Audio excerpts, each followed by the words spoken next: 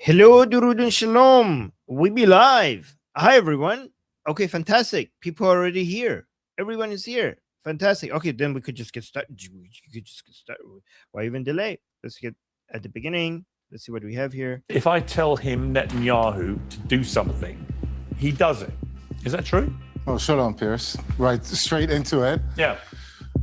Thomas Massey, Marjorie Taylor Greene, all these propagandists say that the tail is wagging the dog. Israel's driving America to conflict. No, they're not. Every single community in between Taipei and the Jordan Valley had been ethnically cleansed, erased. No talk of the Christian genocide, no talk of the pay for slay program, no talk of the PA pushing and wanting to kill people. By the way, this is pure nonsense. This is a genocide carried out by Muslims and Christians. That's just fantasy. You are effing crazy. Everyone hates you now. Everyone hates Israel because of this. This is a conversation among many conversations between friends. I don't call my friends effing crazy and You say don't. everybody hates you. No. No. I do. Well, the US bombed Iranian. I don't call my friends effing crazy. Is wow, great data. Anecdotal, personal experience, irrelevant. Piers Morgan. I don't call my friends effing crazy. Okay. Some people do. How's that? Oh my God. Let's just get into it. Military sites overnight after Iran shot down a US Apache helicopter near the Hormuz Strait. Iran's responded by attacking US bases across the Gulf. Neither side is returning to all-out war for now, but it's surely a sign of the long road ahead as the whole Middle East deals with the unintended consequences of a war the US started but can't finish. A war that United States started. How do you not? Oh my God. Did the Islamic Republic not take hostages of United States in 1979? Did the Islamic Republic not take the U.S. hostages? Do you not know your history? Is it not the Islamic Republic who has been shouting death to America every single fucking day for the past 47 years? Was it not the Islamic Republic that declared war against the United States since its foundation? The Islamic Republic on day one, actually, before its foundation, the Islamic Republic declared war against the United States. And they never stopped. They never stopped. The Islamic Republic constantly. I grew up in Iran. I saw this in our books. I saw this in our TV. I saw this on the walls every single day when I was walking to school. This was on the wall. It was painted on the walls. We will take down America. America will fall. We will take over America. America is the big Satan. Israel is the little Satan. What do you mean President Trump started a war? President Trump is responding to a war already declared by the Islamic Republic on the United States. Do you not know this? How do you not know this? How can you not know how could you be a political commentator and not know the main enemy of the United States? How do you not know that you were already in a war? How do you not know that it's the Islamic Republic that has killed more Americans than any other standing state? How do you not know this? It's already war. This is already war. Did they get to kill Americans and not be at war with the United States? They declared the war. They proudly declared the war. They have promised that they will take down America. This is a response. This is a response that should have been done many years ago. If anything, you should be complaining that what took you so long in responding to the Islamic Republic aggression on the United States? Deal or no deal with the unintended consequences, but it's surely a sign of the long road ahead as the whole Middle East deals with the unintended consequences of a war the US started but can't finish. Deal or no deal, there could now be years of tit-for-tat strikes in a region which is can't finish. It's been 3 months. For 47 years, American presidents didn't try to end this war. And then finally, somebody with the balls to do something about it. And then you're like, oh, it's not over yet after 3 fucking months. 3 months.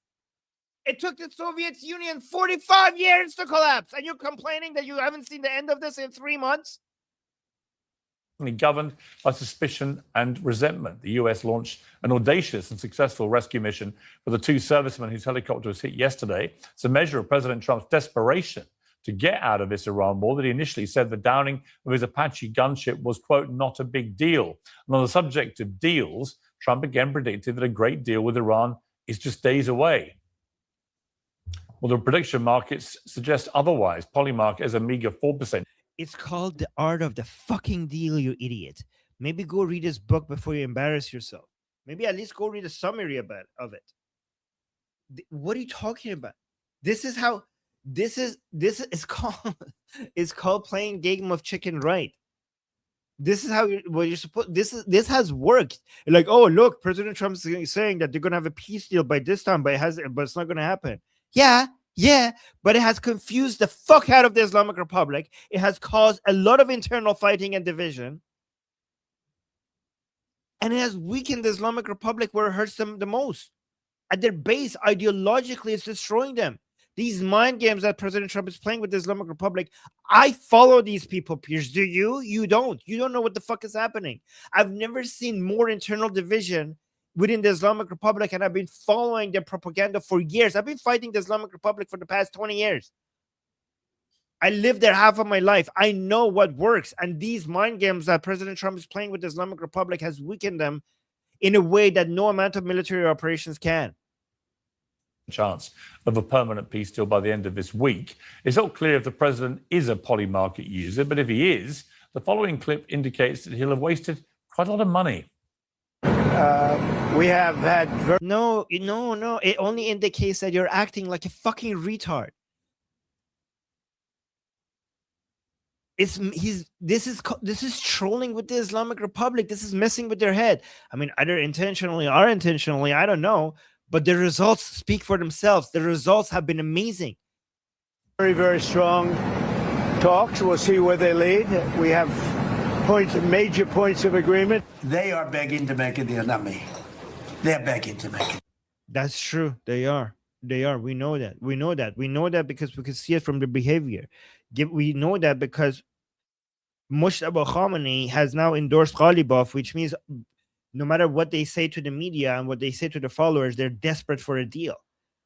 Mushtaba Khamenei wouldn't be risking his reputation among his own followers by endorsing Ghalibaf that the followers of Mushtaba Khamenei hate now because of him speaking to the Americans, unless Mushtaba Khamenei or his institution of the supreme leadership is desperate for a deal. They are desperate for a deal, but they don't know how to do it without getting their own followers, supporters to turn on them. Sherry starting us with our, oh, wait, we have 2 super chats. How did I miss that? Okay, wait, both of them from Sherry. Well, thank you, Sherry. Saying, what is a milestone? What is it? Milestone chat. Okay, I don't know what that is. Milestone chat? What is that referring to? Are we talking about reaching our goal? Well, we are. You started it. So we're now heading towards our goal. And share it with our super chat and second super chat saying Trump is desperate to finish the terrorist regime. I mean, based on everything that we've seen from Trump and all the information that we're getting from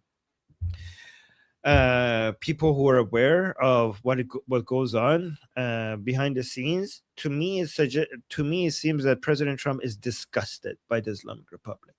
He's disgusted by them. He personally, other than America First policy and trying to do what's best for the Americans, I do genuinely think that personally President Trump is genuinely disgusted by the Islamic regime and would love to find a way to get rid of them forever. Desperate, determined, And thank you, Sherry, for the super chats. And we'll go to the third super chat. Thank you so much. Noah, this is the Persian American with a super chat. Thank you, Noah, saying Sab Bakhair. Sab Bakhair means good morning. I was wrong, but in a good way. LOL. Yeah, come talk about it in our discussion group today. Tell us how you were wrong. That's great. That's great that you're, it shows a lot of confidence for somebody to be able to come and just say oh, I was wrong about this. I congratulate you, Noah, for being open to discussing things you were wrong about. That's really good. Good job, Noah. And Sherry with another super chat. Thank you guys. We're already 4 super chats in. Like, what the hell? You guys are getting us to our goal really fast today. Sherry saying, Sherry's are patriotic. Yes, we have 2 Sherry's. Look at this. We have 1 Sherry and 2 Sherry, and they're both patriotic Americans. Congratulations for being awesome. Thank you to you both, to both Sherry's. All right. Love the Sherry's in our chat. All right, let's continue with this. And anybody that saw what was happening over there would understand why they want to make a deal. I think it's close to over. Yeah, I mean, I view it as very close to over. They want to make a deal very badly. We're going to end that. Guys, either this is 5D chess or not, okay? But it's working just like 5D chess. When he says, we're so close to a deal, we're so close to a deal, you know what that does? That starts panic among regime supporters. They're like, what the fuck? What the actual fuck? Like, are we actually, is he bullshitting us? This is why the regime comes out and says, like, no. He's like, we're not close to him. We're not talking to him. We're not, we promise. Because, guys, remember, the Islamic Republic doesn't have that many followers left in Iran, okay? It's like less than 5%, perhaps. Nobody can be sure, but it's perhaps less than 5%, right? And we just know it's a minority. We know it's a tiny minority. That's what we know. And if they lose that base of support, it's over. Guys, bombardments by themselves is not going to end the Islamic Republic. Bombardment needs to translate to humiliation. The uprising of the Iranian people by itself is not going to turn into the toppling of the Islamic Republic. The uprising of the Iranian people needs to translate into internal division and humiliation. The economic pressure on the Islamic Republic itself is not going to topple the Islamic Republic. The economic pressure needs to turn into humiliation and infighting. It's the humiliation and the infighting that will eventually turn the regime against itself and bring the whole thing crumbling down, right? And President Trump has been the greatest catalyst to all of the infighting and the humiliation, because every time he comes and says, like, we're so close to a deal, let's say it's completely bullshit. Let's say it's not at all true. But every time he comes out, like, oh, they're talking to me. They're so desperate. They are desperate. I know they're desperate. They're so desperate. They're talking to me. But this close to a deal, it makes the pro-regime people panic and start pointing fingers, like, who's talking to him? Who's surrendering to Trump? You're betraying Islam. You're betraying the ideals of the Islamic Revolution. You're betraying the blood of the supreme leader. Find them. Who's the Zionist spy? Who's selling out the country? Okay. And that panic is just like is killing them. It's killing them. So much so that Mushtaba just came out and said, like, stop fighting. Guys, the fact that they're admitting that the infightings are so high is unprecedented. This is new for the Islamic Republic to this level. Making it this transparent is new. And that's all because of everything President Trump has been saying. Okay? Again, don't take him literally. What he's saying is working. It doesn't matter if it's true or not. A lot of it is true. A lot of it is not. But it's producing the right result. I mean, I view it as very close to over. They want to make a deal very badly. We're going to end that war very quickly. They want to make a deal so badly. They're tired. It's going to happen, and it's going to happen fast. And you're going to see oil prices plummet. They're going to come down. There's so much oil out. Do you guys understand what I'm saying? Like, let me know if you understand what I'm saying. The effect of everything that Trump is saying. The words, guys, these words that is coming out of President Trump's mouth is like damaging the Islamic Republic more than missiles. And I'm not exaggerating. I promise you that these words, like when President Trump comes and says these things, it's hitting the Islamic Republic at its roots. They're going to come plummeting down. First of all, there's no deal that's good enough because the media will cover it. And we're making a great deal. We're going to make it a great deal. Or we'll just go back and finish it off militarily. But this would go faster. And we're in the final throes of what will be a very, very good deal that will not allow in any way, shape, or form nuclear weapons, etc. And the Strait will open up right away. It'll open up immediately upon signing recipient to it. So as we can see, Trump has been promising a great and imminent deal to end the war for pretty much all of 14 weeks of the 4 to 6 week war that we were promised. In fact, he said it 37 times. You're not the audience, you fucking piece of shit. The audience was the Islamic Republic, and it's messing with their head. Bring me on your show. Maybe I could. I mean, you can't be educated because you're determined to act like a retard person. But bring me on your show and I will explain it to your audience. Have me there. I will like I know the Islamic Republic, Piers. I know the Islamic Republic. I speak their language. Okay, I studied these fuckers.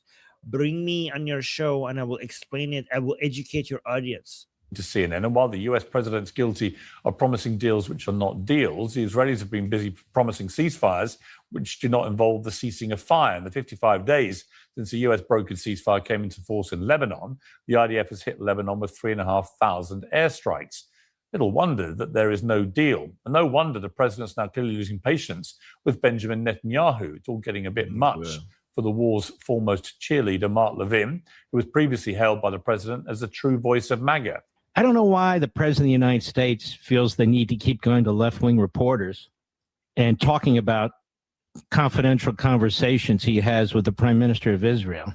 And maybe as if they want the okay, yeah, actually that's a good point. That's a good point. Maybe, and I'm just guessing here, maybe they want the information out there for a certain audience. Maybe they want the information out there for the Islamic Republic.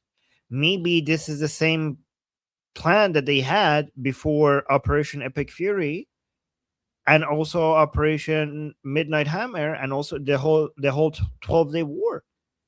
Maybe the good cop bad cop strategy that President Trump and Prime Minister Netanyahu had played before the 12-day war and before Operation Epic Fury was so successful that they're now trying it for a third time, but because they already tried it once and twice, this time they need to become even more convincing to the point that even Mark Levin will fall for it, and maybe even we will fall for it. That's how convincing they need to be. Maybe that's the reason why they're leaking this information. Could that be, guys? What do you guys think? Is that a possibility here? What do you guys think? I don't know why he keeps bashing the prime minister of Israel, who's trying to protect his country and his own people. I know the president is deeply desperate for a deal. The Iranians know he's deeply desperate for a deal. The whole world knows he's deeply desperate for a deal. Got it. A surrender deal. Well, when you've lost... And I don't know, desperate, I don't know if they... Determined, maybe it would be the word I would use. Mark Levin, to coin a phrase, Trump may well be desperate for a deal, but from where I'm sitting, he's not holding many cards. Well, joining us now to debate all this is... He's not holding many cards? Are you sure you're talking about the United States of America? Because that sounds like that's what I'm saying about the Islamic Republic. What does the Islamic Republic has the cards? What cards does the Islamic Republic have? Piers Morgan, can you explain that to me? If the United States doesn't have the card, who has the cards? Is it the Islamic Republic? What cards do they have? Can you explain to me? Is it the enriched uranium? That's not a card because they can't give it up. They can't give it up. If they give up their enriched uranium, it will cause their own toppling because the regime supporters will stop supporting them. That would be the end of the regime. That would be the beginning of the end of the regime. Is it the Strait of Hormuz? The Strait of Hormuz that now we have data that shows that that was never closed. That was never closed as we predicted. That was always open. That the Americans were able to move 200 commercial ships. What are the numbers actually? Yeah, 200 ships. This is what is it? The Strait of Hormuz. The Strait of Hormuz, that the closing of it was supposed to bring oil prices to 200 or even $300 a barrel. Was it that? Because it's last time I checked, it's under 90. Aren't you embarrassed? Aren't you embarrassed, Piers Morgan, repeating the Islamic Republic narrative? Let me see. Where are the numbers? So it's not the Strait of Hormuz. Yeah, 200 commercial ships, 100 million barrels of oil making it through the strait throughout this war. So it's not the enriched uranium. It's not the Strait of Hormuz. What does that leave you with? Is it the Houthis who haven't been following the orders of the Islamic Republic because the Islamic Republic can't pay them because Operation Economic Fury and the naval blockade on the Iranian ports? It's not the Houthis. They're not closing the Bab el-Mandeb. They're not participating as much. Maybe they will later, but so far they have been missing in action. Every time the Islamic Republic calls them, they're like, new number, who this? The only thing left is Hezbollah. This is why the Islamic Republic is so insistent on supporting Hezbollah because that's their only leverage, that's their only deterrence capability, that's the only thing they have to bring to the negotiating table, saying, you know, the offering the ceasing of attacks on Israel. That's the only thing they have. It's Hezbollah. That's why the Islamic Republic is obsessed with Hezbollah, because they don't have anything else. They have one card. They have one card, which this is why we should celebrate Israel trying to remove that card from their hand, because then without that they have zero cards. This is why United States has the upper hand at the negotiating table, because United States has all the cards. The United States, especially the biggest card that the United States has, is the blockade on the Iranian ports.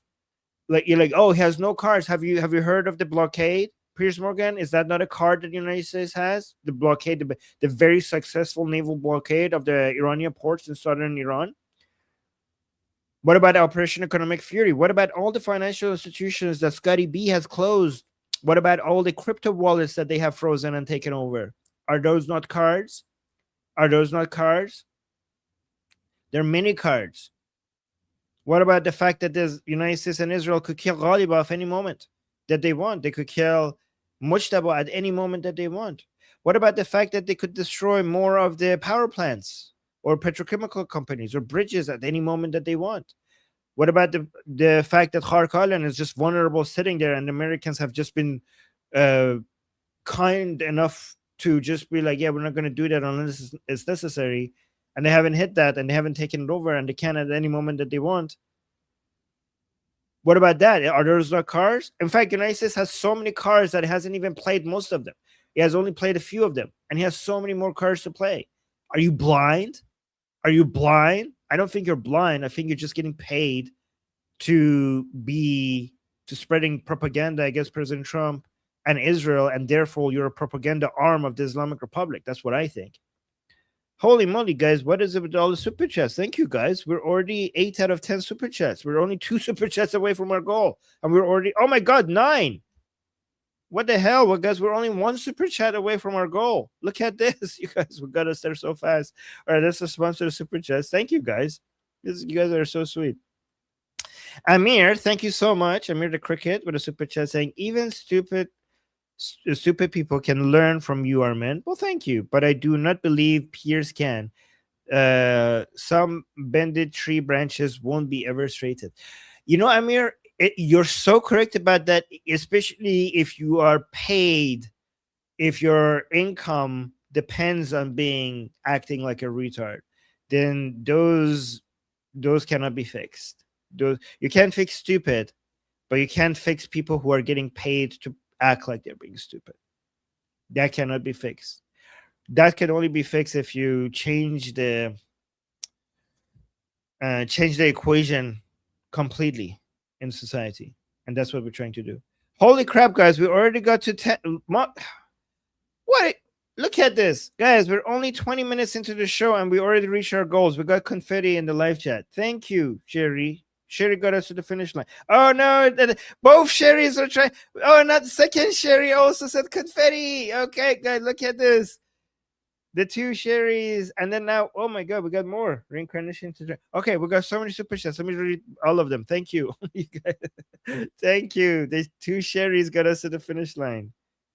All right, Sherry here as well, saying Trump does interviews with both sides. Yes, he does. You know, it's really interesting because he's accessible. He's the most accessible president to the media, and instead of celebrating that, people criticize him for that. Like, if he wasn't speaking to the media, they would be like, oh, why is he hiding? Or why is he not talking? Why is he not being transparent? If he was talking only to right-leaning media, they were like, oh, he's not brave enough to come and talk to the other side. But if he talks to the other side, people are like, oh, why is he talking to these people? He shouldn't be speaking to left-leaning media. So yeah, it's basically damn if you do, damn if you don't. Like, there's nothing I could do to win this. And thank you, Sherry. It's good observation. Fleshy Interlope with a super chat saying IRGC only card is the left. Yeah, you're right. I didn't count that. Yes, another. So it's basically the IRGC's 2 remaining cards are Hezbollah and the left. Good point. Good point. Which is disgusting for the left that they're basically a card of the Islamic Republic alongside Hezbollah. Vidur, thank you so much for the super chat. Saying Piers is a fucking regime apologist at this point. He is 100%. It would not surprise me if he is getting paid. I wish you or Mahir could go there and school him. Well, I mean, I'm trying. Goldie is trying to help me get there. Goldie, and yep. So thank you so much. And someone else, I don't know if I can share the information. I don't know if it will happen, but I'm trying to get there. If they see any of my content, they might not have me because they know I will destroy them and destroy him. So I don't know if it worked out or not, but I am trying to get there. Thank you to people who are helping me to get there. And then we got another super chat saying, "Oh, from Sayed, thank you so much." Saying Armin is almost always right. Thank you, Armin, for your restless effort and dedication. Well, thank you, guys. One reason why we get things right more often here on this channel is you guys, because you correct me in real time when I get things wrong, right? We have such a dedicated community dedicated to the truth, that when I come here and I say something that might not be correct, you guys come and give me your opinions, and I sometimes I try to pay attention, and then I consider your position, and this is why we're in a constant improving, like we're in a feedback loop. Okay, we're constantly improving together. So you are part of this process, and I appreciate you guys. And then we have Sherry with another super chat saying, open chat day today. Come see school. Oh, wow. Thank you, Sherry. Yes, guys, today come to our discussion group today. Today is going to be open for everybody, free to join, free to participate. No barriers. Just come and join here. This is what Sherry is talking about. If you look at our calendar, if you look at our discussion group, you could join our group calls today. And today's group calls are open and free for everybody to join. So yeah, you can see open politics discussion today. So guys, I'm going to put the link in the chat if you want. And it's also in the QR code at the top left, by the way. Yeah, the link is in the chat. And come over there today and talk to the rest of us. And come and debate us if you disagree with us, right? Join our group call. We have daily group calls. We have group calls every day. And then confetti. Sherry is saying confetti. We got to our goal. Oh my God. And the super chats keep coming. Wow. Okay. Thank you, guys. Reincarnation Entertainment saying, well, thank you, Reincarnation. Tom. Thank you, Tom. Saying another super chat. Armin is the best. Well, thank you, Tom. You're so kind. And by the way, Tom, I'm really glad that you are back in our group. Your contribution last time was amazing. That was really good. That was really a really important thing that you highlighted. And then Flesh into the person, ching. Thank you for your support. And Sherry saying for my sister Amberly. Oh wait, well that's so sweet. You guys look at that. That's beautiful. For my sister Amberly. And then we have Sherry saying, Armin, we need to get you. Start saying y'all instead of you guys. Okay, remind me. I'll try to get y'all. Okay, I'll try. It's gonna take a while, but so be patient with me. Okay. Did I say it right though? All right, let's continue with this bullshit from Piers. Matt Tardio, the combat veteran and host of Speak the Truth podcast. Scott Horton, author of Provoked. Josh Hammer, the senior editor at large at Newsweek. And Peter Oborne, the veteran political journalist and author of the new book, Complicit, Britain's Role in the Destruction of Gaza. Okay, let's start with Scott Horton. Welcome back to Uncensored. We've talked a lot, Scott, during this war. As we're talking, Iran has claimed that the US attacks in the last 24 hours destroyed 2 reservoirs, choking off water supply to 20,000 people. If that is true, of course, attacking civilian infrastructure, if it's done deliberately, would be illegal under international law. So the stakes, once again, are getting very high here because, of course, Iran may respond with a tit-for-tat attack on one of its Gulf. Wait, what would be illegal under international law? Attacking civilian infrastructure, 20,000 people. If that is true, of course, Iran has claimed that the US attacks in the last 24 hours destroyed 2 reservoirs, choking off water supply to 20,000 people. If that is true, of course, attacking civilian infrastructure, if it's done deliberately, would be illegal under international law. So the stakes, once again. Wait, Piers Morgan, why are you repeating the claims by the Islamic Republic? If true, like, yeah, maybe you shouldn't repeat Islamic Republic propaganda unless it's confirmed by another source other than fucking IRGC media, you piece of shit. Maybe don't repeat news that is being offered to us by the Islamic Republic. You're officially a propaganda piece, like, for this, like, this is officially a propaganda for the Islamic Republic. How could you even pretend that something that is coming out of the Islamic Republic is news? Maybe wait until other people talk about it before you read it to us. This is basically saying nothing at all. Look how eager he is to demonize the United States and defend the Islamic Republic, that he's actually repeating something that nobody can confirm as news, but he's repeating it just because the Islamic Republic has said it. Is that oh my God. And he acts like he's pro-West. He acts like he understands Western value. He acts like he's a patriot. You are an enemy to the West, Piers Morgan. You are an enemy to the West. You are completely an ally of the Islamic Republic if on your giant show you come and repeat IRGC news. You have turned, like, by reading that, you have turned IRGC media outlets into a big media, a huge media arm of the Islamic Republic reaching the West by just repeating what they are saying with zero confirmation, with zero evidence.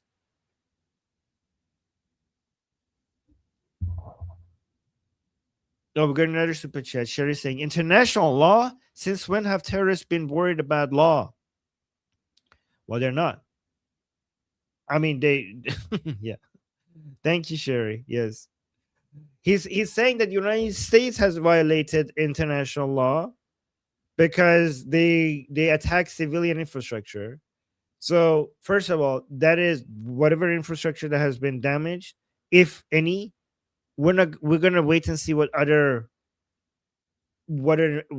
people say, not the Islamic Republic. And it's interesting because if it gets confirmed, here's the question: if it gets confirmed that this was complete bullshit and none of this happened, do you think Piers Morgan will come out and say, like, oh, by the way, that thing that we read was fucking false? No, he's not gonna do that. He's not gonna do that. He just put something out there that nobody can verify, and he just covered himself by saying if, but he knows that if is not going to do anything. He successfully demonized the United States for something that they haven't even done. And infrastructure being hit is not a violation of international law if they're dual use. If the Islamic Republic, if the IRGC is benefiting from it in any way, it will be dual use. And because it's dual use, it's a legitimate target for the United States. Are getting very high here because, of course, Iran may respond with a tit-for-tat attack on one of its Gulf neighbors and attacking some of their. Oh no! Oh no! The Islamic Republic might respond with a tit-for-tat on one of its neighbors. Oh no! And they're not doing that already right now. They only might do this in response to this. Have they been so nice so far? Have they not been hitting the Arab countries around the Persian Gulf? Have they been waiting for something like this to happen to start attacking them? They've been so nice so far. They're gonna stop being nice now. Oh no! Oh no! That's so scary. Reservoirs, and so it escalates, and so the war. Do any of these fucking? I mean, I don't want to call them idiots because I think he knows what's happening, maybe, right? But do you think the Islamic Republic could have done anything that they haven't done already? They killed the supreme leader. Do you think they're holding back? Like, oh my God, they might do this. Everything that they can do, they have already done. You think these fuckers are holding back after the supreme leader was killed? This is it. Everything you've seen is it. That's all it. There's nothing they could do that they're waiting. They're not waiting for anything else. You can't go further than killing the fucking supreme leader. Rather than reaching a deal, goes the other way. Where do you think we are with this? Well, I don't know the facts of what got hit in Iran there, but if that's right, then obviously, as you say, that represents the potential for much worse escalation. It seemed like Trump. Wait, is Lior our official baker? Lior, are you the official baker of the chat? I see a chef. And yeah, okay, Cookie. So guys, when Lior is here, she's now the official baker, cookie giver. Whoever, when these people say something obvious. You know, at least half of his statements, as you said, he sort of played down the Apache incident, at least in one statement. It seems like he's trying to keep the temperature cool while talks continue. He obviously seems to have a pattern of bluffing over how close he is to a deal and how willing Iran is to give up whatever he says. I don't know exactly. Yeah, it's called messing with their head. It's called the art of the deal. He's bluffing. He's bluffing because the bluffing is working.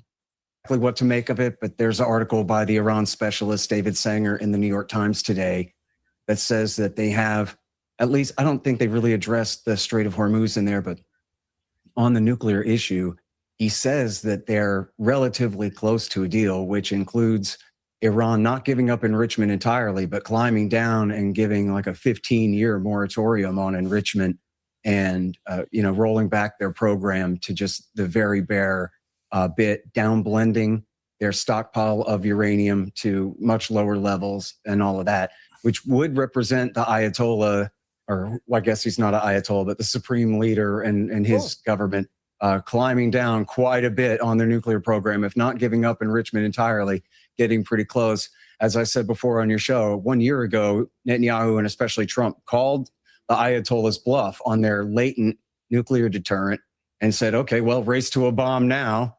Not that they had, but he said, now you can't, and really did set their program back very far. And remember, on the eve of war, on February 27th, the Omani foreign minister, or I'm sorry, I forget the negotiator from Oman. I forgot the exact title of the guy. He said that the Iranians at that time were willing to climb down and give at least a 5-year moratorium on all enrichment. Guys, they were willing. They were willing. The Islamic Republic told them, like, oh, we're willing to do this, we're willing to do that. And you believe them. Guys, obviously there's this rule that mullahs cannot lie. There's this thing that apparently these analysts know that we don't understand. Apparently when mullahs come and tell you that, oh yeah, we're willing to do this in this 5 years, we're going to do that in 15 years. I didn't know this. I've been dealing with the Islamic Republic, fighting the Islamic Republic for the past 20 years.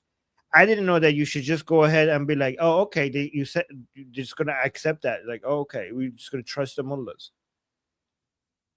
They said that they're going to do this, and you're like, oh, okay, so they're willing to. You think they're willing to do that because they said so? Are you fucking kidding me? How the fuck are these people taken seriously about anything Middle East related if this is their level of analysis? They were willing to do this, and you believe them. Are you fucking kidding me? This is insane. This is like so stupid. Like, maybe are those books behind you? Like, are they doing anything for you? Like I don't know. Maybe some of them should include the history of the mullahs in Iran. Like, pick that up and see how these people lie all the fucking time. I mean, it's in their religion that they're supposed to lie all the fucking time. How the fuck do you not know that? Oh, they were willing to do this. They're buying time. How do you not fucking know this? How do you not know that the regime in Iran, every time they're saying, like, we're willing to do this, they're willing to do that, they're just buying time at the negotiating table, and they're always aggressively trying to speed up getting to a point where they have a nuclear weapon. They never stop. They have never stopped trying to get to a nuclear weapon. All of this stuff, oh yeah, we're going to do this, maybe this line over there, change it, let's have a talk next week, and then next week. It's always it has been to try to buy time to get to a nuclear weapon. And the only reason why they're not there yet is because Israel keeps hitting them and killing their scientists, doing acts of sabotage, the virus, explosions. Every single time they were getting close, it was Israel that stopped them. And this guy is like considered like a huge expert on these topics, and he's acting like a retard. Like, this is again pushing Islamic Republic propaganda. All of these people are mouthpieces for the Islamic Republic. Like, oh, they were willing to do this, and people listen and are like, oh, look at him. He's an expert. He must know what he's talking about. What, really? Were they willing to do that? I wonder why didn't we work with them? Because you're not supposed to fucking believe them. It's as simple as that. You don't need to be a geopolitical expert of the Middle East to know that you can't fucking trust a mullah. Oh my God, we've got 5 more super chats. Thank you, guys. Sherry's saying, Armin, repeat after me. You all give him a cookie. You all give him a cookie. All right. All right. Did I say it right? Was that okay? Was that good? I don't know. Adgi with a super chat saying post-Corbyn Labour. What is this? Like Piers, love IRC.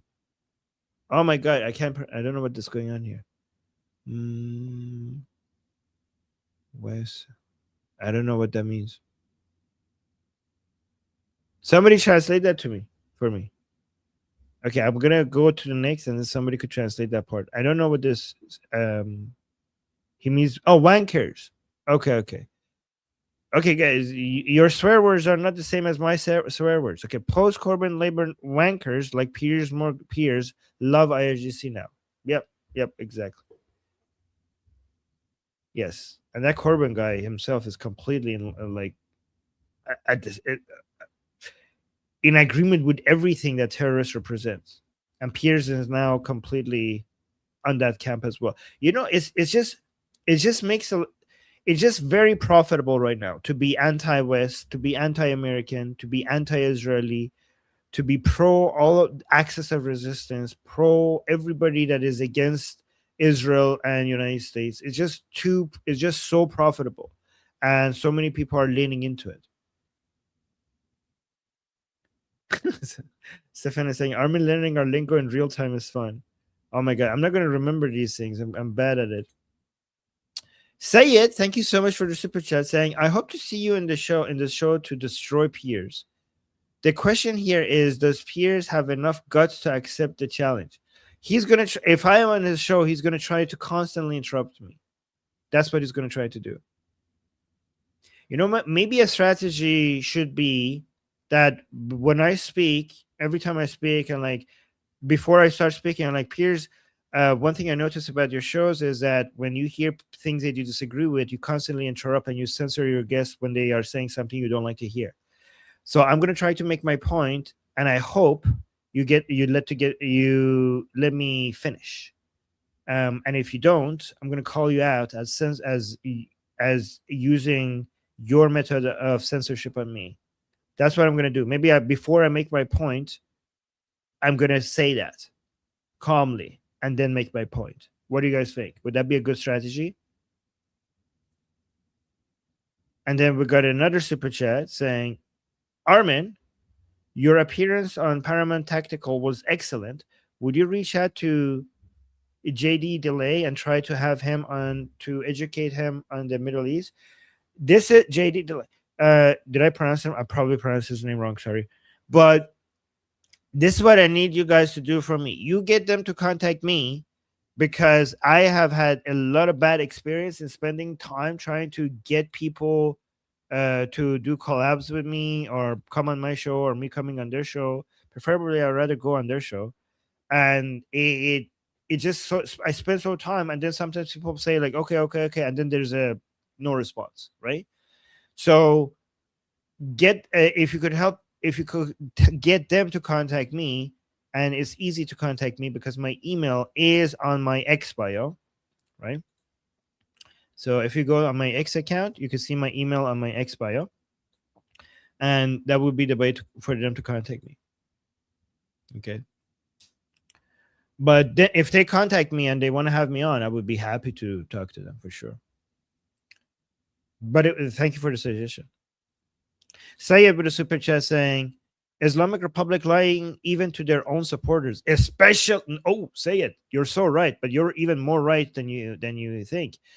Especially to their own supporters. Especially to their own supporters. In fact, if anything, sometimes they're honest to President Trump, and they're lying to their own supporters. Sometimes, not always. Yes, but good point. Channel 0071 saying Tim Cass reporting Pentagon on lockdown hazard suit. Oh, is there a better source for this?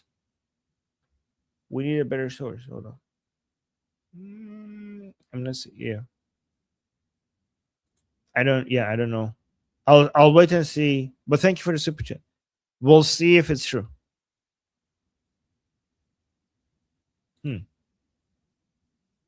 Am I missing something here? Maybe. Is this a joke that I'm not getting? Yeah, I don't know. We'll see. Okay, I'll keep an eye. Anyways, let's go back to this idiot. Which seems to be maybe why they launched the war, because Witkoff was going to solve the alleged nuclear issue before they could have a chance to start dropping the bombs. So they went ahead and went for it. Right. Josh Hammond, welcome back to Uncensored. The New York Post, which has been resolutely behind this war in Iran and very supportive of Trump, well, their editorial board yesterday said which publication? Sorry. Supportive of has been resolutely behind. Josh Hammond, welcome back to Uncensored. The New York Post, which has been resolutely behind this war in Iran and very supportive of Trump, well, their editorial board yesterday said the president needs to show he's serious or Tehran will keep trying to play him for a sucker, as it has every president going back to Jimmy Carter. A country that's very close to sealing a deal in good faith doesn't escalate against its negotiating partner. This leaves us wondering which presidential advisors are leading him down this garden path to likely humiliation. I mean, that's a pretty extraordinary. Okay, so people are saying Pentagon is on lockdown. What is happening? Whoa. Okay, let me see. Rapid response. Let me see. Whoa. What's happening? What's happening? Something big is happening. Something is happening?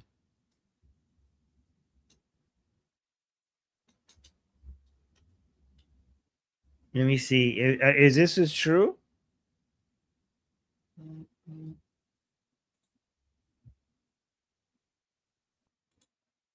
Let me see.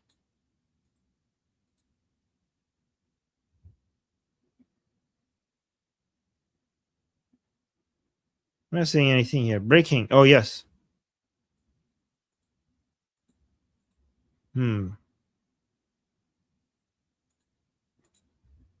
Breaking hazardous materials incidents reported at Pentagon by emergency officials. Okay.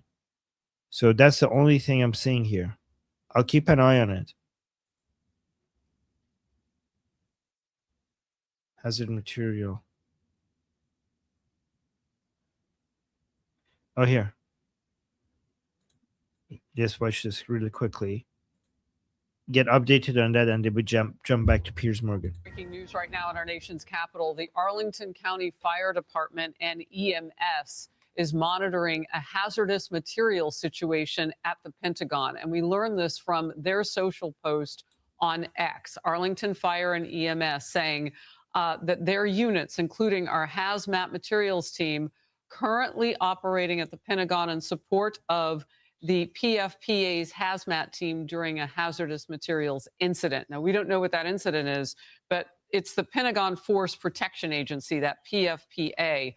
So basically all hands on deck right now over this situation. You have multiple as I just told you, different departments and units responding to that. As we learn more, we'll bring it to you. This, again, is the Pentagon, where they are monitoring some sort of hazardous materials incident. More when we get it.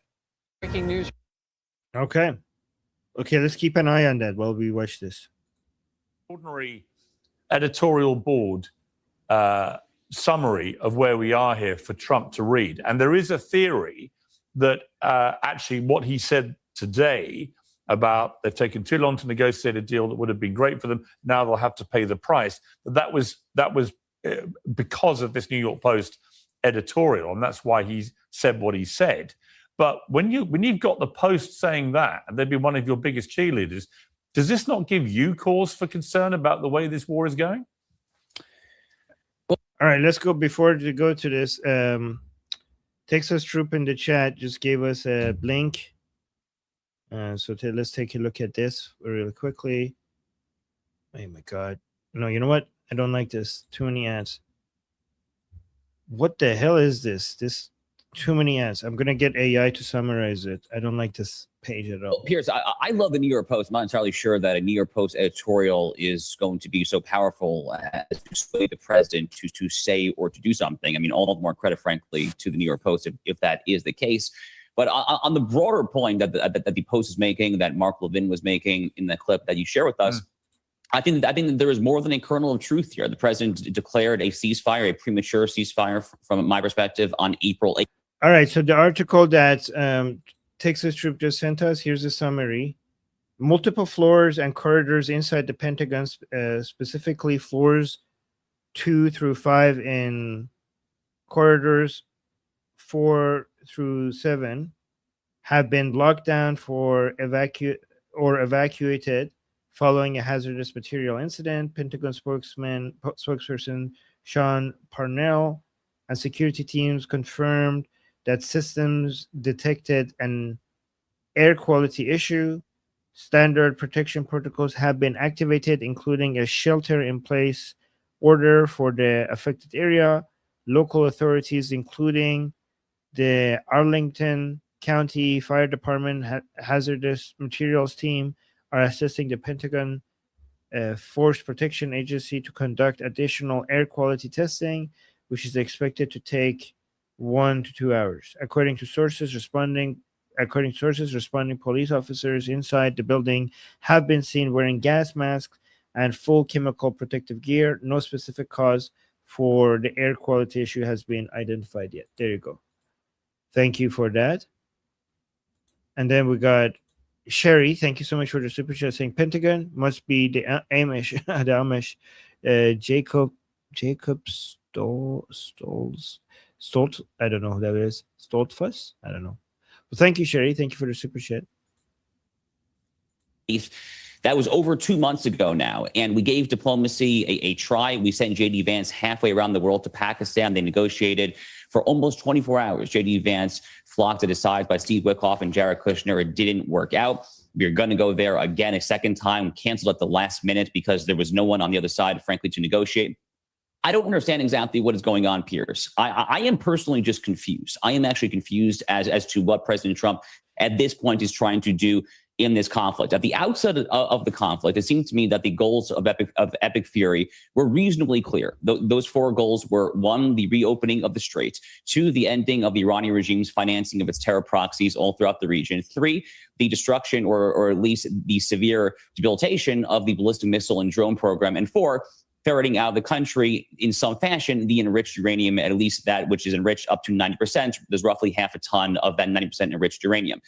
I have not changed in my own personal view as to the necessity of accomplishing those 4 goals. And look, on the first goal you said, I mean, just to correct you there, but if it wasn't to reopen the Strait of Hormuz. The Strait of Hormuz was open before this war started, right? The problem is it's been shut ever since. So it hasn't been shut. There has been, oh my God, 100 million barrels of oil has gone through. What the fuck are you talking about?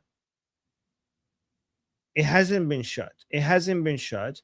You know, when would it be shut? When the Islamic Republic gets a nuclear weapon, then it would be completely shut and you wouldn't be able to open it again. That's what you need to avoid. More than 200 commercial ships have gone through. 100 million barrels of oil have gone through. You know how amazing it is that the United States can actually do that? That is really impressive, because it's really easy to threaten commercial ships and make them not want to go through the Strait of Hormuz. But the U.S. Navy is so powerful that actually managed to get 100 million barrels through. That is really fucking impressive. So fuck you, Piers Morgan. No, it hasn't been closed, and you should be congratulating the United States for being able to keep the Strait of Hormuz open, even with all the threats at the commercial ships. It wasn't that one of the goals was not to reopen it, and in fact, if you know the real problem here, No. If you okay, so first of all, it should be the goal even before it was closed. The goal should be to keep the Strait of Hormuz open always. And if you just not attack the Islamic Republic, eventually they will have a nuclear weapon, and they will definitely close the Strait of Hormuz even if you don't attack them. And you will never be able to open it ever again. Oh, new member. Thank you. Look at this. Thank you, guys. Thank you, Fergie, for becoming a member. Appreciate that. Welcome to our group.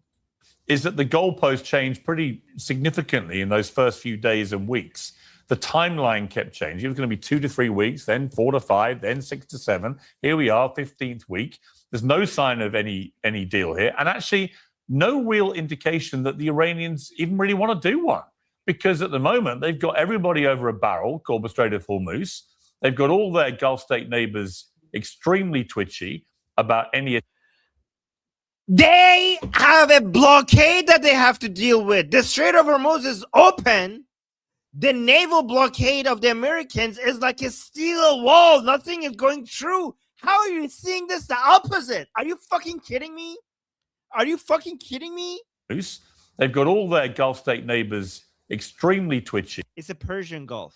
There's no Gulf states. It's the Persian Gulf. Called the Strait of Hormuz. They've got all their Gulf state neighbors extremely twitchy about. That's true. But whose fault is that? It's their fault. They enabled the Islamic Republic. And America, they're not suffering because of it.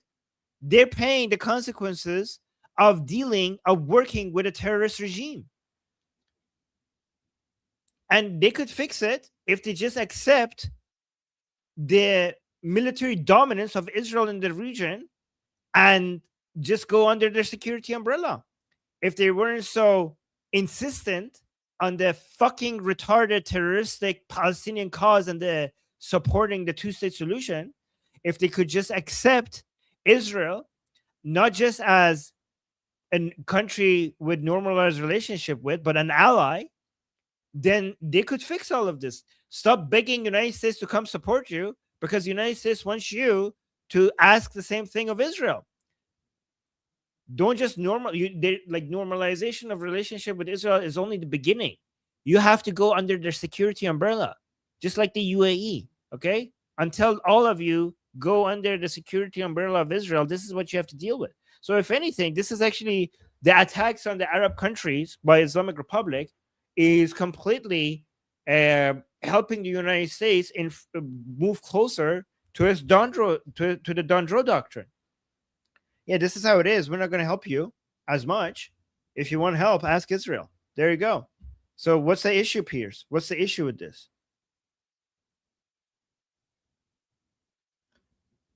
Oh, look at this. We got a super chat. I love the user. I love the profile picture. And I also love the username. Username Islamic Durka something. Saying, finally the package is here. Oh, what package? My PFP on a cup and stickers from your shop. Oh, really? Okay. Long live liberty politics. Yeah. Okay. That's cool. You know what? I'm gonna add more merch at some point. I'm so busy that I haven't added merch. Guys, do you guys want to know my merch ideas? These are the merch we're gonna add at some point. I'm just so busy, I never get around to do it. First, I'm gonna recreate this cup that I have as a merch for you guys. It says "Kami Tears." You have to be careful with this. You see that? So this one, it's the. Let me actually fix that for you. This Call Me Tears, Still Warm. So that's one merch we're gonna add. And then what other merch we're gonna add? Hold on, let me put this back here. Okay, so then we're gonna have here. Maybe a cardboard Ayatollah merch. Then we're gonna have Armin the People, like my name, the People, Armin the People. And then we're gonna have Armin's Army, and we're gonna have a Liberty Politics merch, and we're gonna have Liberty, just pure Liberty. So these are the merch. If you have other merch ideas, let me know. So these are the merch ideas we have. You guys like those? Call Me Tears. Yeah. Call Me Tears are toxic. Yes. Oh my god. Yes. So yeah, cardboard Ayatollah, Armin's Army, Armin the People, and yeah, and Call Me Tears. Yeah, that's good. Love it. Okay. Yeah, I'll get those done soon. Any attacks that may come their way, which has proved highly effective. Somebody's giving a suggestion. Excellent. You look at this. You guys like that. Cardboard Tusi merch? Oh no. Oh my God. No. No. Effective in terms of a strategy. And I'm looking at Donald Trump with these constant stream of statements on social media, none of which then materialize. And I'm looking at a guy that I've known a long time. No, guys, nothing has been materialized. Ali Khamenei is alive. All the IRGC top leaders are healthy and alive and continuing to command the IRGC. The Islamic Republic's Navy is completely intact and functioning very well. Their Air Force is there. Their air defense is there. Everything is there. None of the IRGC bases of operations have been destroyed. None of the Basiji bases are all completely intact. The Islamic Republic is not financially suffering at all. The naval blockade is not doing anything. It's not making the Islamic Republic suffocate to death. The Iranian people are not determined to come out for another uprising. Nothing has materialized. Nothing. The Islamic Republic has been untouched. Everything is fine for the Islamic Republic. Nothing to see here. Sure, buddy, sure. You have to be fucking blind to believe what this man is saying. Who I think is desperate to get out of this, but no longer has the lever to do it. And that should be a real concern, particularly to Americans. I mean, I just, at the moment, where's the win? I just don't see it. So where's the win? I don't see it. The Islamic Republic is completely fine. Everything is okay. This is copy paste propaganda of the Islamic Republic. This is completely, guys. This is exactly the narrative I hear when I watch state TV, Islamic Republic state TV. Are you fucking kidding me? Are you fucking blind? Look at the US economy right now. Look at the stock market. Look at the jobs market of United States. It's unbelievable. So when it comes to 2 out of 3. So in the United States, inflation is not doing so good, obviously, because of oil prices. It's still doing a lot better than people predicted. But so from 3, that is a concern. But look at the job market. Holy hell. People could not believe, even the experts, it was better than their wildest expectation. The job market in the United States is doing really well. And look at the stock market. It's fantastic. It's beautiful. So you get the US economy just doing miraculously well. And look at the Islamic Republic. Look what's happening today to them. They're going bankrupt in everything. They can't even pay their proxies as much as they used to. That would be the last thing they cut. And we're getting reports that they're not getting paid. They're really suffering. And are you in what world do you live in? Concern. People are like, oh yeah, but they haven't collapsed. Okay, but by that metric, United States hasn't collapsed either. What the fuck? How is that your metric? Particularly to Americans. I mean, I just, at the moment, where's the win? I just don't see it. So look, there clearly have been. Yeah, exactly. Takes us through the stock markets. It should matter to everybody. Okay, stock market going up is not just the people who own stocks that are benefit from that. Okay, it's not just people with their pensions, with their investments. Stock market going up means that everybody is going to be better off, because these companies are. That means more jobs. That means higher paying jobs. That means better prices. That means better quality. That means more goods at higher quality. That means the standard of living for everybody. Like, guys, corporations doing better. That means everybody is doing better, because corporations are the source of your standard of living. Everything that you buy, everything that improves your life comes from these corporations. So the better they do, the better they can serve you, and also they're the ones who hire you. Right? These are the better they grow, the more jobs will be there, the more payment will be, the more the wages will go up, and like everything, the stock market is a measurement of the sources of wages and products and services doing better. So this is good for everybody, not just the people who own stocks. Incremental and perhaps even more than incremental victories. The Iranian Air Force has been decimated. The Iranian Navy has been decimated. More than that, I tend to agree with you, Piers, frankly, that the job here is actually not finished. And I do think that the president is looking at rising gas prices. He's looking at a rough inflation. The job is not finished.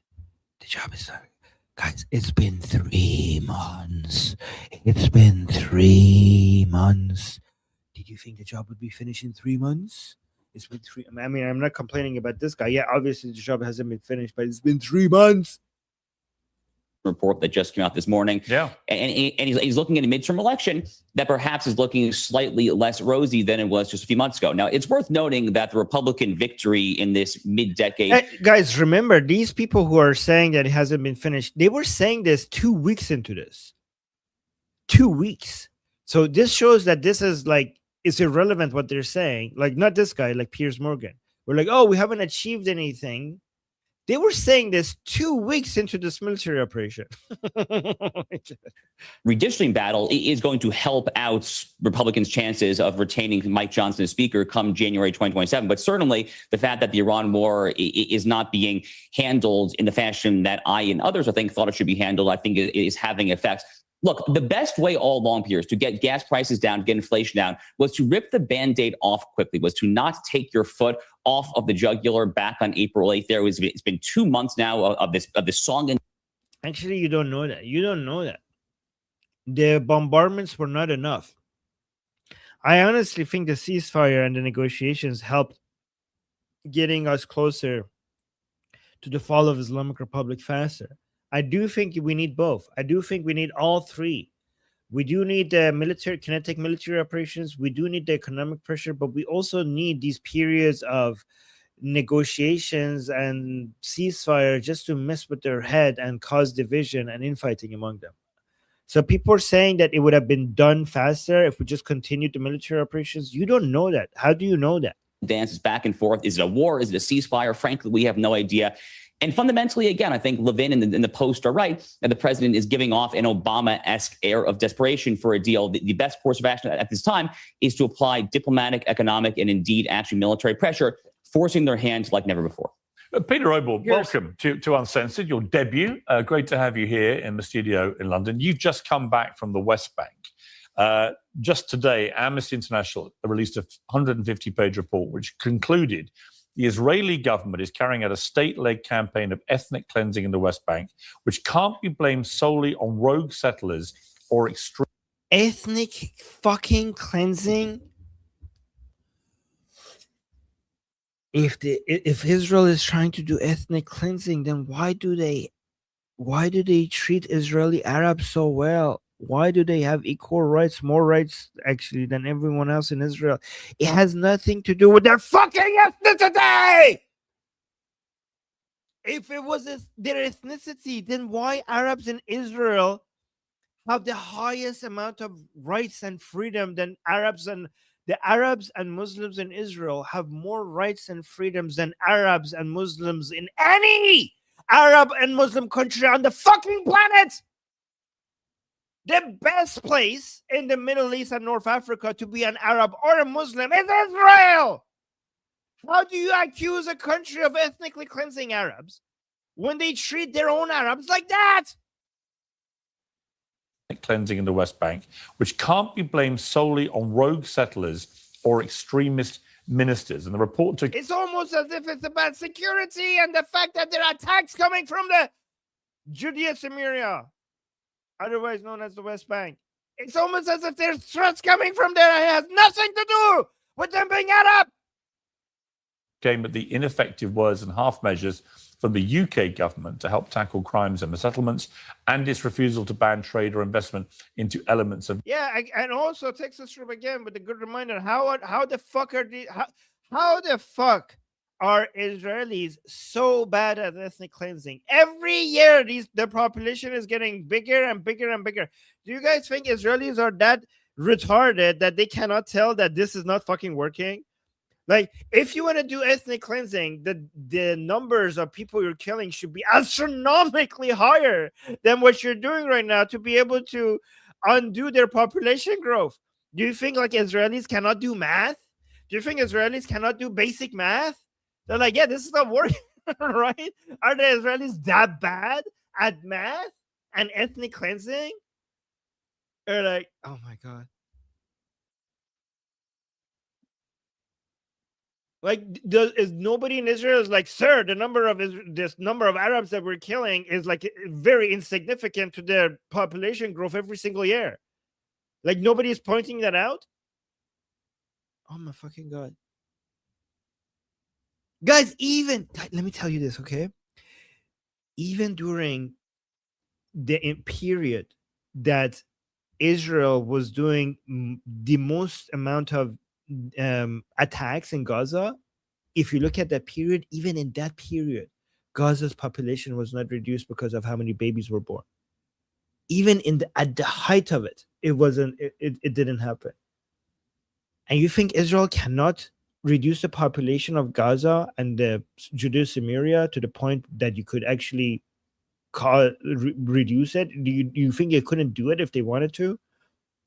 It's almost as if it has nothing to do with ethnic cleansing and it has everything to do with keeping Israel safe and secure.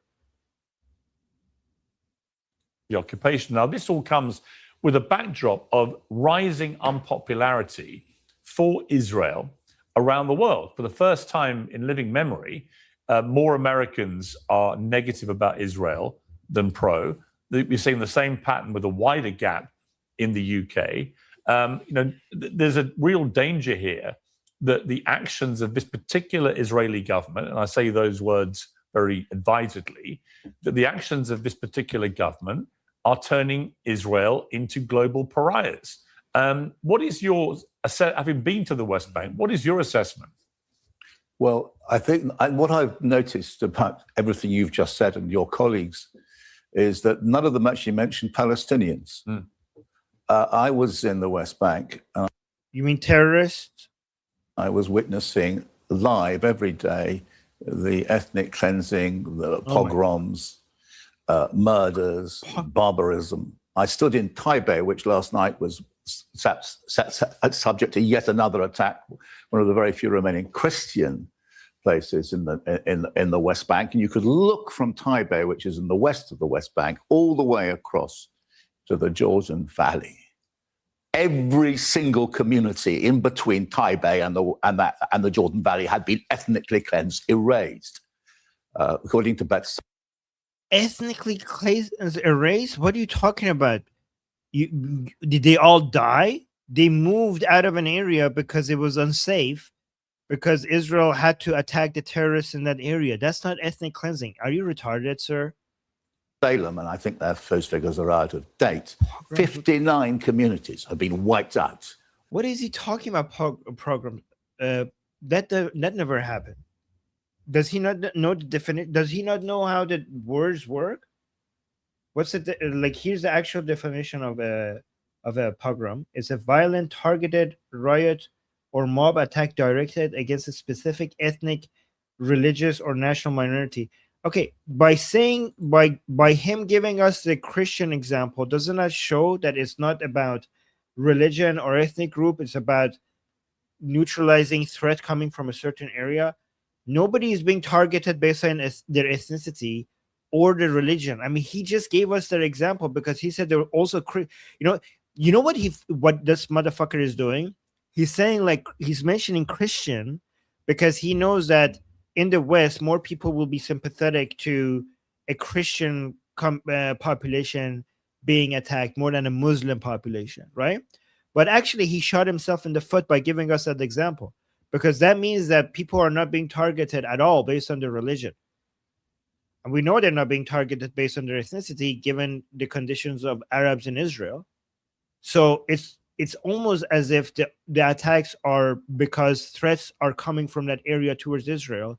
And it doesn't really matter if you're a Christian or a Jew or a Christian or an Arab or a Muslim. It doesn't really matter. It's not like I said Jew. There's no Jewish there because they're actually apartheid. Yeah, it's almost as if it's because of the purpose is threat neutralization and not ethnic cleansing. This person, like, isn't it disgusting that that's the language that he's using?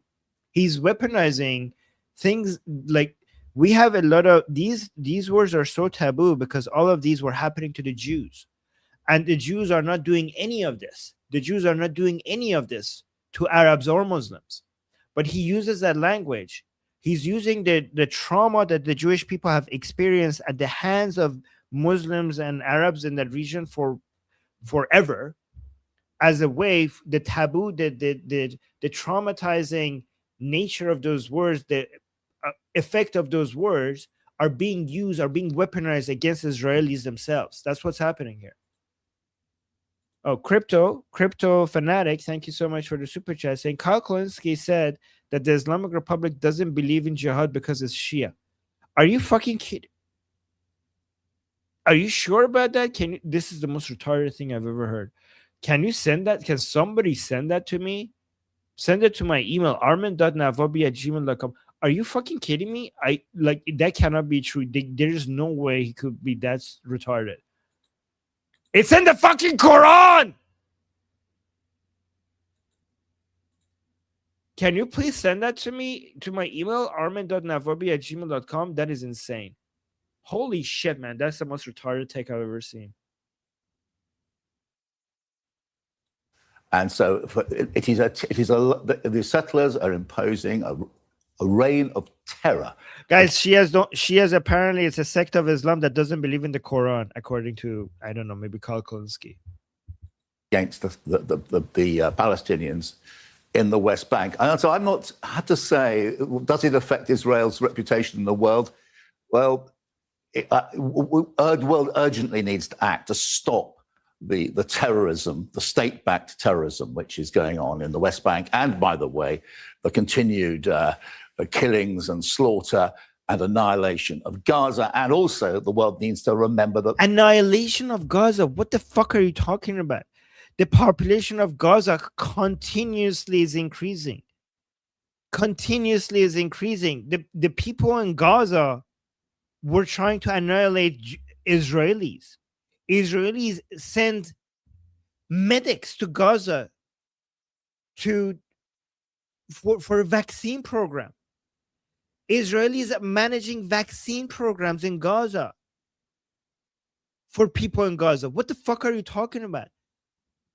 At the height of the war against Hamas by Israel after October 7th, Israel managed to get in more calories in Gaza than any other state has ever managed to in the middle of a battlefield, in the middle of a fight, in the middle of a war, towards a population that is fighting against. That is unbelievable. Even at the middle of the war, Israelis were subsidizing, Israeli taxpayer money was being used to subsidize water going into Gaza so that the people in Gaza have water to drink. Israeli taxpayer was funding the water that goes into Gaza as a gift to the people in Gaza so that they have water to drink. What the fuck are you guys talking about? Are you kidding me? What are these accusations? This is insane. people in Lebanon, 3,500 of whom have been slaughtered since the ceasefire broke. Guys, like it's interesting. Like the most moral army on this planet, they constantly get accused of genocide, ethnic cleansing, the most bullshit of claims against the people that experience all of this.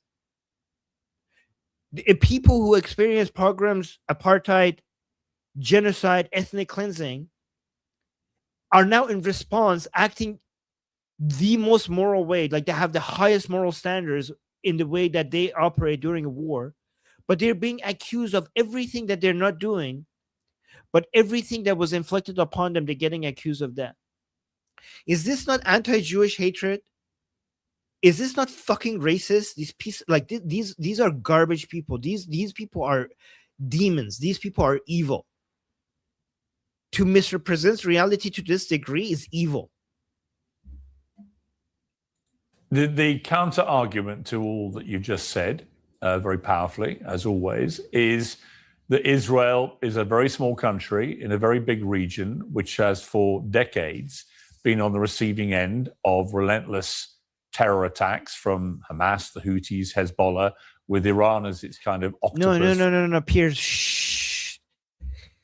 The other side, if you want to represent the other side, do a fucking good job. The other side would say, before we even talk about what Israel actually did and the fact that it was justified, the proper response for this guy at the beginning, at least, before you go into all of that, is that none of that fucking happened. None of that fucking happened, you lying sack of shit. Stretching its tentacles of funding and so on and arms to these terror groups to just continue to try and by their own admission, wipe out Israel, take them out. What do you say to those who say that they're defending themselves? Look, I mean, we'll first start with the West Bank, where the Palestinian Authority, which is the governing body, is actually on the side of the Israeli government. So there's no terror threat to Israel from the villagers who I met who have been. Are you fucking kidding me? Hamas operates in Judea, Samaria. The Islamic Republic operates in Judea. Like, there's no threat to the West Bank. Look at this. This guy speaks with an accent. He has like white hair and he wears glasses and he sounds like an academic. People are like, oh, he must know what he's talking about. You have no fucking clue what you're talking about. Ali Khamenei, when he was alive, he publicly announced that we're sending weapons to West Bank or Judea Samaria. He publicly said that. He fucking publicly said that we're arming. This was not even a secret. This is not even a secret. The Islamic Republic was managing operations in Judea Samaria against Israel, and they weren't even hiding it. They were bragging about it. Look at it, like, and Piers look at him. Yes, no threats from the West Bank. No threats from the West Bank. How are you this ill-informed? How are you this ill-informed? You're not. You must know this stuff. You're lying to people. Fucking Jew haters. We know this. This is public information.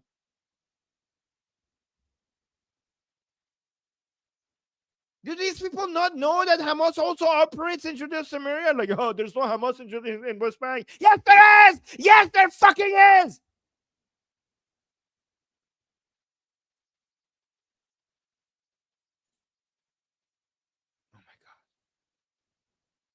Oh my God, we got 4 super chats. What the hell? Thank you.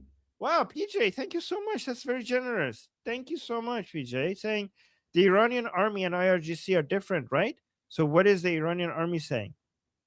Well, so here's the thing, PJ. You have to simplify it, let's categorize it into 4 segments, okay?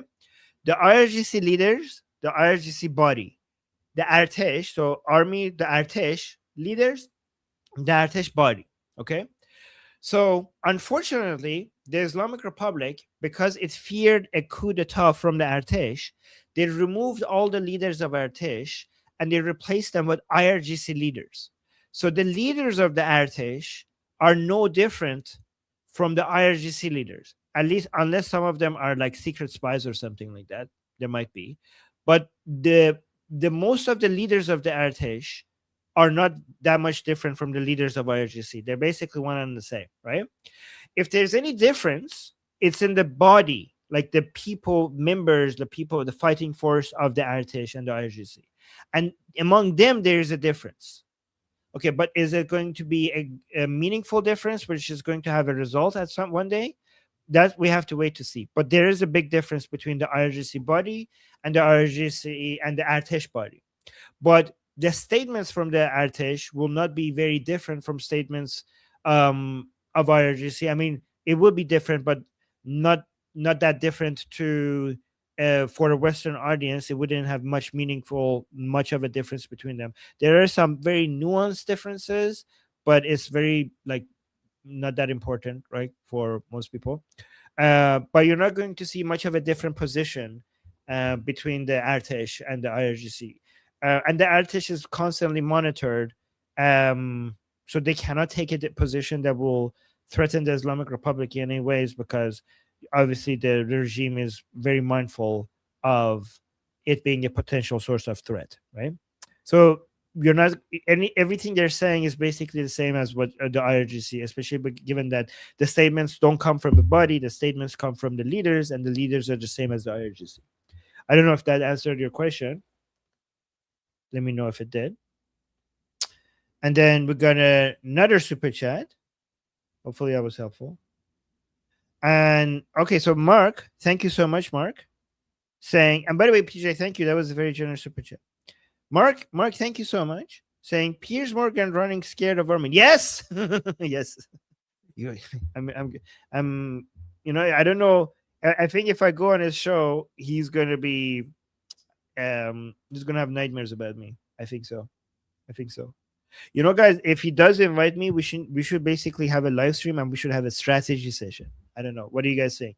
Or maybe we should do that on our discussion group, in one of our group calls. We should get around and we should talk about what the strategy should be. How should we talk? Like, what do I say? What the questions could be? Stuff like that, right? And then we got another super chat from here. Let me remove these.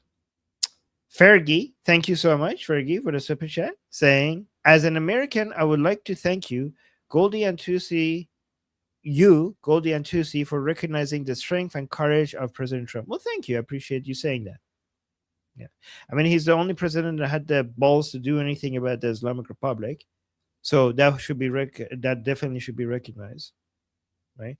Even if we have sometimes President Trump does something that is not completely aligned with what we want, Khamenei is fucking dead. Okay, Khamenei is fucking dead, and the Islamic Republic is weaker than they have ever been. The results speak for themselves. Right? Even like, oh, I wish he didn't say this over there. Oh, I would have said it differently. I would have said it differently. Okay, those are like small little things that we could discuss. But if you zoom out and look at the results speak for themselves. The Islamic Republic has been threatening the United States for 47 years, and finally somebody did something about it, and it worked. I mean, a lot of people are like, oh, but they're still there. They have never been this weak. They have never been damaged to this point. This is a win. And thank you for the super chat. Sherry with a super chat saying, I wouldn't give Palestine a thing. Nothing. Palestine. Yes. But so you guys, by the way, the reason I say I appreciate Palestine, the reason why I say Palestine is because I love calling them by the name that they can't even write, right? They can't even pronounce by using their own language. So that's why I like, the word Palestine. I love the word Palestine because it shows how fucking artificial this whole fucking movement is. Your fucking name doesn't even belong to this land. You're saying you're native to this land. Your fucking name is Roman. Your name is Western. You complain about Western imperialism. Your name is actual Western imperialism. America is not Western imperialism. The Roman Empire was Western imperialism. Those are the people who gave you that name. And it's so foreign that you can't even fucking pronounce it. Your name is so fucking foreign that you can't even fucking pronounce it. That's how foreign that name is. United States, the Roman Empire was imperialist. The United States is anti-imperialist. and it's defending the native populace of this region. Israel is the name of this land. You know how we fucking know that? Among many sources, the fucking Quran says Israel many fucking times. It says Palestine 0 fucking times. The Quran, which is bullshit, but it's still an ancient document. It's a bullshit document, but it's an ancient document. An ancient document that mentions Israel all the fucking time, and it mentions Palestine 0 fucking times. You know why? Because there was no Palestine. There was no Palestine. I mean, even if it could say, even if there was Palestine, it couldn't fucking say it because it doesn't have any pen.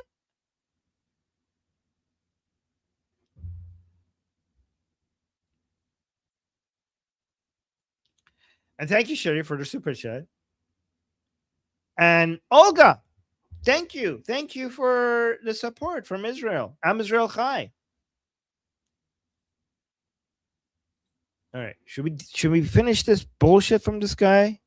Let's just finish this bullshit from this guy. Actually, I think I'm done with him. I need to go get ready for Iran Revolution Live. Yeah, I think we're done with this guy, right? This guy is okay. It's only a few more minutes. Let's give him 3 more minutes and then we go. Terrorized by Israel. Move to Gaza. There was a ceasefire there that was smashed by the Israelis, and the killings are just going on. I mean, and they're getting worse. No pet, Bill. Yeah, no pet. It's like there's 4 sounds that is not included in the Arabic alphabet that we have it in Persian, but we don't have it in Arabic. In Iran, we learn is gachpaj. So they don't have g, the sound like the G sound, g. They don't have ch, the ch sound. They don't have p, the p sound. That's why Palestine is so foreign to that land, because it's not even in their alphabet. And they don't have j. And j is something we have in Persian. You don't have it in Arabic, but you don't have it in English either. So j. So for example, my mom's name was Gila. So in English, they say Gila with the J because there's no letter in the English language that has the J sound. So if you write my mom's name in English, you would write Jilla, but it's not Gila, it's Gila. And in Persian, we have that J sound, but Arabs don't have that, and English language doesn't have that either, right? So yeah, Gila was my mom's name. And finally, the people who in South Lebanon whose lives are being trashed, whose buildings are being smashed, they don't pose. 3,500 people have been killed, 8,000 since October the 7th. What's the reciprocal number? I mean, tiny. And so that is what Israel says. I would just give a little bit of advice to Israel. If it wants to, really, it has to make peace in the region. It's got to end this endless campaign of war and slaughter aimed at all of its nearest neighbors. Oh yeah. And I think the reason it's not doing is that the Jews should just stop defending themselves. They should just, when you get attacked, you just keep going, just erase us. Yeah. The Jews, the way that you could make the world happy with Jews is for the Jews to just let people kill them. That's this man's suggestion, apparently. Netanyahu, the prime minister, is terrified for his political future. He hasn't achieved a damn thing, and he's wreaking carnage and doing terrible damage. To return to your question, this guy is just like a bag of buzzwords, isn't he? Like, he has 0 arguments. He's just the axis of resistance buzzword factory. That's what he is, right? He's a buzzword factory for the axis, not factory. He's just a copy paste machine of the Islamic regime's buzzwords and propaganda bullshit. He doesn't have 0 arguments. He's just making accusation after accusation without actually backing it up with anything. Like, how are you acting to like an academic, like a professional? It's just the accent and the glasses, isn't it? It's the accents and the glasses and the buzzwords. 0 arguments, 0 evidence, baseless claims. Like, oh, I went to Judea Samaria and that gives me credibility. Fucking piece of shit. To the reputation of Israel. And on Iran, before I come to Matt, on Iran, let's see. like okay, me as an Iranian who's been dealing with this for the past 20 years. Let me see if I could judge him better. Like, let's see what he says about Iran. Probably bullshit. Did you see a moral justification if you want to bring actual peace to the region? Let's see if he mentions the Iranian people being slaughtered by the regime. He might. Let's see. Trying to stop Iran developing a nuclear weapon, given the high risk if they did, that they may want to carry out what they... Yeah, all this talk of slaughter and pogroms and, and ethnic cleansing, is he going to, before his time ends here, is he going to mention anything about the Iranian people being slaughtered by the regime? Again, a lot of their top people openly admit they would love to get rid of Israel. Well, the first answer, of course, is that Obama sorted that issue with the deal. Obama sorted that issue! Are you fucking kidding me?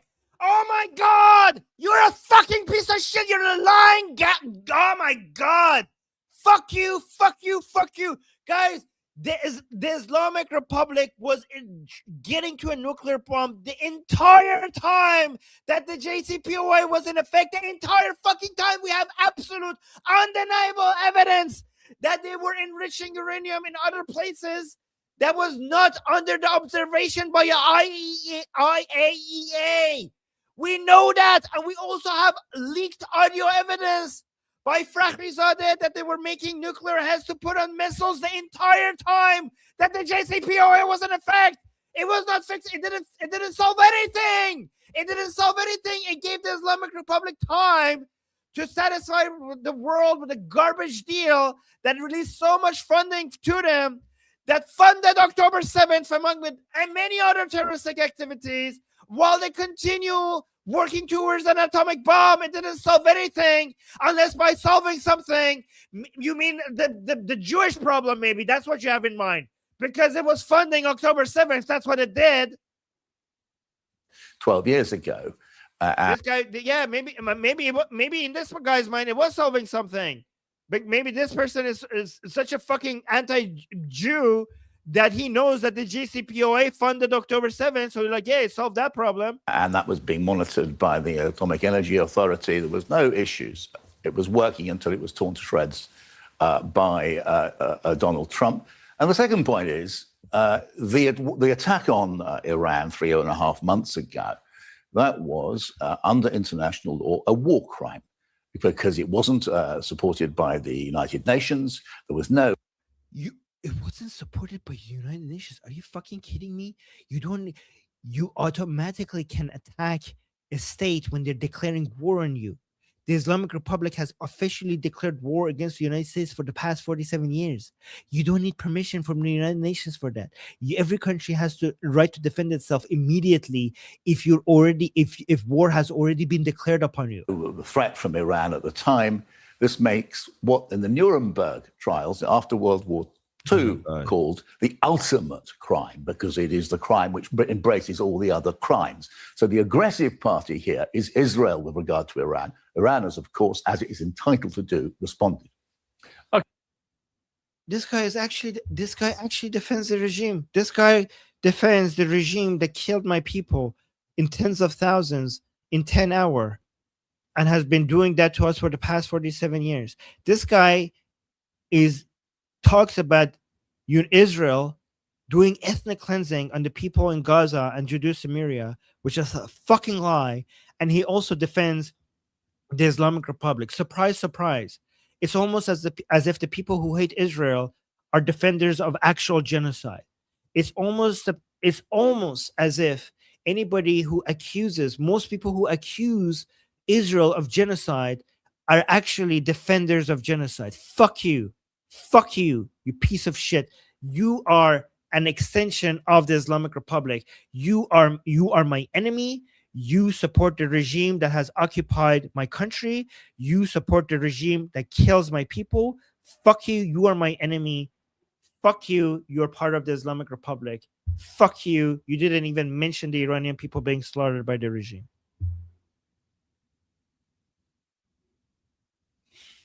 Okay. All right. I need to go get ready for the show. Guys, I'm out. Thank you, everybody. Thank you for your support. Sorry I yelled.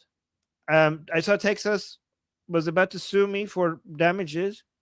Is that should I calm down, guys? Was that too loud? I'm sorry. was it should I take Texas? Should I stop yelling? I don't want to cause discomfort. Yes. Texas are like, that's too loud. No, don't stop yelling. Okay. Yeah, maybe you know what I should do? Every time I yell, I should immediately like push the microphone away like this. Like, push the microphone away. No, I will get back to it. I will get back to this. I can't. I have to go get ready for Iran Revolution Live. So guys, in 20 minutes we'll go live again on this channel right here. Alan Goldie's show. But if it's not too much to ask, please watch it here. Goldie mentioned that I can ask this because our channel needs to grow. So if you watch here, it helps our channel grow. So in 20 minutes, I'll be back. Okay, love you guys, and I'm Israel Chai, Slava Ukrainian, Cuba Libre, long live America, Javid Shah, Payane Iran. Love you guys. See you soon.